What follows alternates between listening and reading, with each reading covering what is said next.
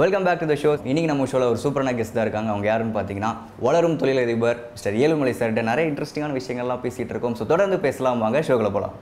Okay sir, இப்போ BS3 BS4 இப்போ pan பண்ணணுன்னு வேறு சொல்லியிருக்கீங்க. பட் இப்போ வெஹிக்கிள்ஸ்லாம் வருது இல்லை? ஸோ ஒன்ஸ் இவங்க மேனுஃபேக்சர் பண்ணும்போதே ஏன் இதெல்லாம் இப்படிலாம் பண்ணக்கூடாது அப்படிங்கிற ஒரு விஷயம் ஏன் கவர்மெண்ட் பண்ண மாட்டேங்குது? நீங்கள் சொல்கிறது கரெக்டு. 2015 சுப்ரீம் கோர்ட் ஆர்டர் இருக்குது. ஸோ BS3 வெஹிக்கிள் இதுக்கப்புறம் ப்ரொடக்ஷன் பண்ணக்கூடாதுன்னு சொல்லிட்டு 2015 இருக்குது. இந்த 2 வருஷமாக இந்த கம்பெனிஸ்லாம் இந்த ஆர்டரை கேட்காம இவங்களே பண்ணிக்கிட்டு இருக்காங்க. இது யார் கொடுக்குற தைரியம்? அரசு சம்மந்தப்பட்ட அதிகாரிகள் கொடுக்குறதா? ஸோ சுப்ரீம் கோர்ட் அதோட வேலையை கரெக்டாக செஞ்சுட்டே தான் இருக்குது. பட் இவங்க அதை சரியாக ஃபாலோ பண்ணுறதில்ல. ஸோ பொதுவாக பிஸ்னஸ் அப்படின்னு எடுத்துக்கிட்டாவே அதோட சக்ஸஸை டேஸ்ட் பண்ணவங்களை விட ஃபெயிலியரை டேஸ்ட் பண்ணவங்க நிறைய பேர் இருக்காங்க. ஸோ அந்த விதத்தில் நீங்கள் எந்தெந்த மாதிரி விஷயத்துலலாம் நீங்கள் அந்த ஃபெயிலியர் அப்படிங்கிற ஒரு விஷயத்தை சந்திச்சிங்க? அண்ட் உங்கள் பார்ட்னர் இருக்காங்கன்னு சொன்னீங்க. ஓகே, சப்போஸ் அந்த உங்கள் பார்ட்னர்ஷிப் இல்லை அப்படிங்கிற பட்சத்தில் எப்படி நீங்கள் உங்கள் லைஃப்பை லீட் பண்ணி இருந்திருப்பீங்க? என் வாழ்க்கையில் சொல்லப்போனால் நிறைய தோல்வியை தான் நான் பார்த்துருக்கேன். தோல்வி தான் அதிகம். நான் வெற்றியை பார்த்ததை விட தோல்விகளை பார்த்து தான் வளர்ந்துருக்கேன். அதனால் எனக்கு தோல்வியெல்லாம் பெரிய ஒரு விஷயமாகவே தெரியாது. அந்த மாதிரி நண்பர்கள் எல்லாமே பிஸ்னஸ் பண்ணுறதுக்கு முன்னாடி, பிஸ்னஸ் பண்ணுறதுக்கு அப்புறம் நீங்கள் பார்த்தீங்கன்னா எல்லாமே இந்த பண விஷயத்தில் ரொம்ப வீக்காக தான் இருப்பாங்க.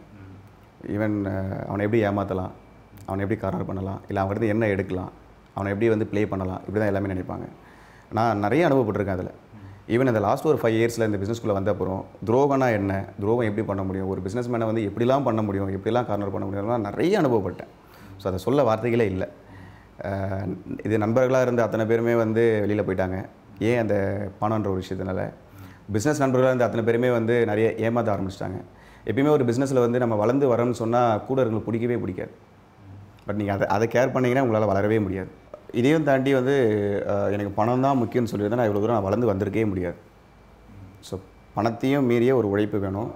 அந்த உழைப்புக்கு இடவே உங்களுக்கு ஒரு புத்திசாலித்தனம் தேவை. ஸோ அதுதான் இந்த 2 விஷயம் இருந்துட்டால் உங்களுக்கு மூணாவது பணம் தானாக வரும்.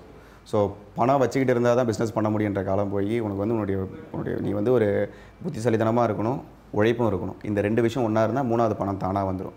ஸோ பணத்தை தேடி எந்த ஒரு பிஸ்னஸ் பண்ண போக தேவையில்லை, உங்களை தேடி பணம் வரும். இதுதான் என்னுடைய தாரகம் வந்துடும். ஒன்று. 2வது, நான் ரொம்ப கஷ்டப்பட்டிருக்கேன். அது சொல்லணும்னா சொல்ல முடியாது. நான் காலேஜ் படிக்கும்போது என்னுடைய கோடம்பாக்கம் டு மீனம்பாக்கம் இந்த ட்ரெயின் பாஸ் பார்த்தீங்கன்னா 30 ரூபா தான். ஸோ அந்த 30 ரூபா ஒரு மாதத்துக்கு அந்த பாஸ் எடுக்கிறது நான் ரொம்ப கஷ்டப்படுவேன். அப்போல்லாம் 100 ரூபா பார்க்குறதுக்கு ரொம்ப கஷ்டப்பட்ட காலம்லாம் உண்டு. ஈவன் நான் பல நாள் மதிய சாப்பாடு சாப்பிடாமல் இருந்திருக்கேன். ஸோ அந்த காலங்கள்லாம் ஆனால் அப்பயும் என்னுடைய தன்னம்பிக்கை நான் விடுறதே கிடையாது. பண்ணிகிட்டே இருப்பேன், வேலை செஞ்சுட்டே இருப்பேன், திங்க் பண்ணிகிட்டே இருப்பேன். எனக்கு என்ன தோணுதோ அதை இம்ப்ளிமெண்ட் பண்ணிகிட்டே இருப்பேன். ஸோ யாருக்காகவும் எதுக்காகவும் என்னை நான் விட்டு கொடுத்ததே கிடையாது. யாருக்காகவும் என்னை இதை சாக்ரிஃபைஸ் பண்ணுறதே கிடையாது. ஓகே, விடாமுயற்சி விஸ்வரூப வெற்றி அப்படின்னு சொல்லியிருக்காரு. நமக்கு என்ன தோணுதோ அதை செஞ்சுட்டே இருக்கணும் சார். ஸோ என்னென்னா நமக்கு தோன்றது இன்னொரு தோணாது, அவங்களுக்கு தோன்றது இன்னொன்று தோணாது. நம்ம ஏன் ஃபீல் பண்ணணும், ஐயோ அது அவங்களுக்கு பிடிக்காது, இது செஞ்சால் இவங்களுக்கு பிடிக்காது, இது செஞ்சால் இவங்களுக்கு பிடிக்காதுன்னு சொல்லி நம்ம ஏன் ஃபீல் பண்ணணும்? நான் செய்கிறது எனக்கு பிடிக்குது, நான் செய்கிற விஷயம் மற்றவங்களுக்கு எந்த ஒரு பாதிப்பும் இல்லாமல் இருக்குது. ஸோ அதுதான் விஷயம். ஸோ அது இருந்தால் கரெக்டாக இருக்கும். ஓகே சார், இப்போ நடிப்பு துறையில் பார்த்தீங்கன்னா ரஜினி தனியாக தெரிவார். ஏன்னா அவருடைய ஸ்க்ரீன் ப்ரெசன்ஸும் சரி, முக்கியமாக ஸ்டைலும் சரி, ரொம்ப அட்டகாசமாக இருக்கும். கிரிக்கெட் அப்படின்னு பார்த்தீங்கன்னா தோனி ஹெலிகாப்டர் ஷாட் அடிக்கிறதுல செம்ம ஸ்பெஷலிஸ்ட். ஸோ அந்த மாதிரி ஒவ்வொரு விஷயத்துலையும் ஒவ்வொரு ட்ரிக் ஒன்று இருக்கும். இந்த விஷயத்தில் நம்ம கரெக்டாக பண்ணிட்டோம்னா எக்ஸிக்யூட் ஆகிடலாம்ப்பா, ஷைன் ஆகிடலாம்ப்பா அப்படிங்கிற ஒரு விஷயம். ஸோ அந்த வகையில் உங்களுடைய பிஸ்னஸ் பாயிண்ட் ஆஃப் வியூவில் உங்களுக்கு என்ன ட்ரிக் இருக்குது? ரொம்ப அழகாக சொல்லணும்னா அர்ப்பணிப்புன்னு சொல்லுவாங்க சார். நீங்கள் உள்ளே வந்துட்டிங்கன்னா நீங்கள் என்ன வேலை செய்கிறீங்களோ அந்த வேலைக்கு உங்களை அர்ப்பணிக்கணும். 2வது, உங்களுடைய கிளைண்ட்டு தான் உங்களுடைய உயிர். நீங்கள் யார் கூட பிஸ்னஸ் பண்ணுறவங்களுடைய டீலர்ஸோ டிஸ்ட்ரிபியூட்டர்ஸோ இவங்க தான் உங்களுடைய உயிர். அதனால் அவங்களுக்கு என்ன நீட்ஸ், என்ன தேவையோ அதோட பல்ஸ் உங்களுக்கு தெரியணும். செகண்ட் மக்கள் என்ன எதிர்பார்க்குறாங்க, அதோட பல்ஸ் தெரியணும். இந்த 2 விஷயம் நீங்கள் கரெக்டாக பிடிச்சிட்டிங்கன்னா கரெக்டாக இருக்கும். என்னோடய விஷயம் அதுதான். நான் டீலரை ரொம்ப சரியாக புரிஞ்சுப்பேன், என்னோட டிஸ்ட்ரிபியூட்டர் ரொம்ப சரியாக புரிஞ்சுப்பேன், மக்களுக்கு என்ன தேவையோ சரியாக புரிஞ்சுப்பேன். ஸோ இந்த 3 விஷயம் தெரிஞ்சுக்கிட்டால் நீங்கள் கரெக்டாக உங்களுடைய பாதையில் போயிட்டே இருக்கலாம். ஸோ பிஸ்னஸ் அப்படிங்கிற ஒரு விஷயத்தில் எஜுகேஷன் ஒரு நல்ல முன்னேற்றத்தை தரும் அப்படின்னு நீங்கள் நினைக்கிறீங்களா? இல்லை டேலண்ட் மட்டும் இருந்தால் போதும், என்ன வேணாலும் அச்சீவ் பண்ணலாம் அப்படிங்கிற ஒரு விஷயம் இருக்கா? எஜுகேஷனுக்கு கூடவே நாலேஜ் இருக்கணும் சார். ஸோ நாலேஜ் இல்லைனா நீங்கள் பிஸ்னஸ் பண்ண முடியாது. நாலேஜ்னால் என்ன, நம்ம ஏதோ புக்கை படிக்கிறோம், நம்ம எக்ஸாம் எழுதுகிறோம், மார்க் எழுதுகிறோம், அதையும் தாண்டி என்னென்னா புரிஞ்சிக்க தெரியணும். ஒரு பர்சனை நீங்கள் பார்க்கும்போதே இவர் இந்த மாதிரி கேரக்டர்னு சொல்லிட்டு அந்த அப்சர்வேஷன் ரொம்ப ரொம்ப ரொம்ப முக்கியம். அதை அப்சர்வ் பண்ணிக்கணும், அவங்க என்ன ஃபீல் பண்ணுறாங்க. இதுதான் பிஸ்னஸ் ரொம்ப ரொம்ப முக்கியம். ஒரு ஆள் வரும்போதே அந்த ஒரு 30 செகண்ட்ஸ்க்குள்ளே அவரை பேசிடலாம். இவர் இந்த மாதிரி கேரக்டர் தான், இவர் கூட போனால் பிஸ்னஸ் நடக்கும், இவர் கூட போனால் நடக்காது, இவர் ஏமாத்துற கேரக்டர், அந்த மாதிரி அந்த விஷயங்கள் ரொம்ப தெரிஞ்சுக்கலாம்.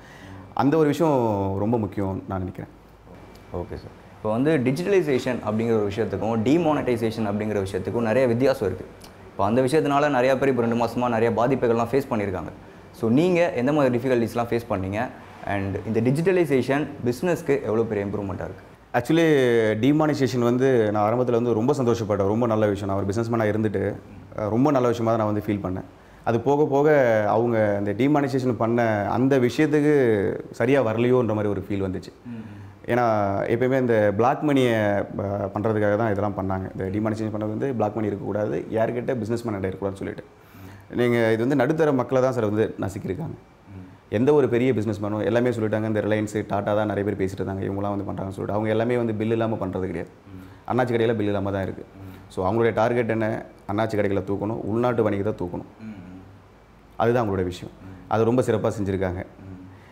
ஆனால் இது வந்து பிஸ்னஸுக்கு வந்து பெரிய ஒரு பாதிப்பு இல்லை.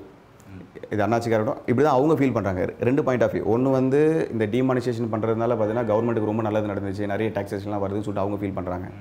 இன்னொன்று வந்து இந்த எம்என்சி கம்பெனிலாம் உள்ளே வந்துடும், இந்த அண்ணாச்சி கடைகள்லாம் வந்து நசுங்கிட்டாங்க, இந்த சூப்பர் மார்க்கெட்லாம் பெரிய பெரிய சூப்பர் மார்க்கெட்லாம் உள்ளே வந்துட்டாங்க, அவங்களாம் வந்து சொல்லிட்டு அவங்க வந்து ஃபீல் பண்ணாங்க. அதுவும் கிடையாது. இந்த ரூபா நோட்டு வந்து சேஞ்ச் ஆகிற அந்த டைம் வரைக்கும் தான் அந்த கஷ்டம் இருந்துச்சு. இன்றைக்கி ஆட்டோமேட்டிக்காக என்கிட்ட ஒரு 10 லட்ச ரூபா பிளாக் மணி, ஃபார் எக்ஸாம்பிள் சொல்லுவார், என்கிட்ட இல்லை, இப்போ என்கிட்ட ஒரு 10 லட்ச ரூபா ஒரு பிளாக் மணி இருக்குன்னு சொன்னால் அந்த ரூபா நோட்டை நான் மாற்றுறதுக்காக ஒரு 10 days 15 days ரொம்ப வந்து கஷ்டப்பட்டிருப்பேன். அகைன் அது மாறி பேங்க்குக்கு போகல, என்கிட்ட வந்துடுச்சு. ஸோ இதை மாற்றி கூட நிறைய பேர் இருந்தாங்க. அது எல்லாருக்குமே தெரியும், எல்லா அரசியல்வாதிக்குமே தெரியும். பட் என்ன பற்றி இந்த டிமானிசேஷன் வந்து பெரிய சக்ஸஸ் இல்லை தான் நான் சொல்லுவேன். ஆஸ் பிஸ்னஸ் மேனாக பெரிய சக்ஸஸ் இல்லை. ஸோ இன்றைக்கி வந்து டேக்ஸ் இல்லாமல் தான் நிறைய வித்துட்ருக்காங்க. இன்றைக்கி என்ன சேஞ்சஸ் நீங்கள் பார்க்குறீங்க? உங்களால் எதுவும் பார்க்க முடியுதா? என்னால் எதுவும் பார்க்க முடியல. என்கிட்டயும் எந்த சேஞ்சஸும் இல்லை. ஸோ அதனால் டிமானிசேஷன்றது வந்து என்னை பொறுத்த வரைக்கும் ஆரம்பத்தில் நான் வந்து ரொம்ப நல்லா ஃபீல் பண்ணேன். இது ஒரு நல்ல விஷயம், இது நல்ல மாற்றத்தை கொடுக்குன்னு பண்ணேன். ஆனால் இப்போது அதுக்கான இதுவும் இல்லை. Okay sir. இப்போ டிஜிட்டல் இந்தியா இது பாசிபிள் இல்லையா? அண்ட் டிஜிட்டல் இந்தியா வரதுக்கு பிஸ்னஸ் எவ்வளோ தூரம் இன்ஃபெக்ட் ஆகுது? டைம் சேவ் ஆகும் சார். ரொம்ப நல்ல விஷயம். இன்றைக்கி டிஜிட்டல் இந்தியா வந்து நான் வரவேற்கிறேன். டைம் சேவ் ஆகும். என்ன ஃபிங்கர் டிப்ஸில் வச்சுட்டு போயிட்டே இருக்கலாம். இப்போ நான் பிஸ்னஸ் பண்ணுறேன்னு சொன்னால் என்கிட்ட வந்து என்னோடய ப்ரொடக்ஷனில் ஒரு 100 எம்ப்ளாயிஸ் இருக்காங்க, 100 லேபர் இருக்காங்கன்னு சொன்னால் நான் நின்றுட்டு அவனை என்ன பண்ணுறான், இவன் என்ன பண்ணுறான் பார்க்க வேண்டிய அவசியமே இல்லை. அந்த சிஸ்டம், அந்த டிஜிட்டல் சிஸ்டம் ப்ளஸ் வந்து சிஸ்டம் நான் இம்ப்ளிமெண்ட் பண்ணிட்டு சொன்னால் நான் வந்து வேர்ல்டில் எந்த கண்ட்ரியும் நான் போயிட்டு இருக்கலாம், எங்கே வேணாலும் இருக்கலாம்.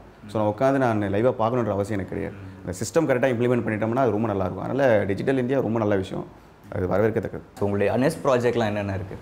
என்னுடைய நெக்ஸ்ட் ப்ராஜெக்ட் பார்த்தீங்கன்னா ஆட்டோ டிப்பர்னு ஒரு ப்ராடக்ட் சார். இது என்னோடய மைண்டில் வந்து என்னென்னா, நான் நிறைய கார் ஓட்டுறது ரொம்ப இன்ட்ரெஸ்ட் எனக்கு.